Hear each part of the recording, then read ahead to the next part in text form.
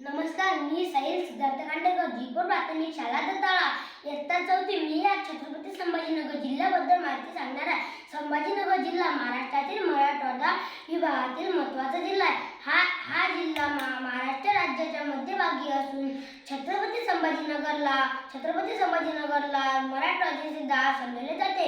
छत्रपती संभाजीनगर जिल्ह्याच्या उत्तरेला जळगाव जिल्हा आहे, तसेच पूर्वेला जालना जिल्हा असूनही दक्षिणेला बीड व अहिल्यानगर जिल्हा आहे, तसेच पश्चिमेला नाशिक हा जिल्हा आहे. एकूण भूगोल क्षेत्रफळ 10,130 चौरस किलोमीटर आहे.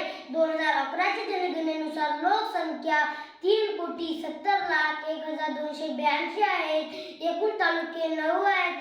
या छत्रपती संभाजीनगर या जिल्ह्याचे लोकसंख्येची घनता 366 आहे. या जिल्ह्याचे लिंग गुणोत्तर 923 आहे. एकूण बाल लिंग गुणोत्तर 858 आहे. साक्षरता 7,902 आहे.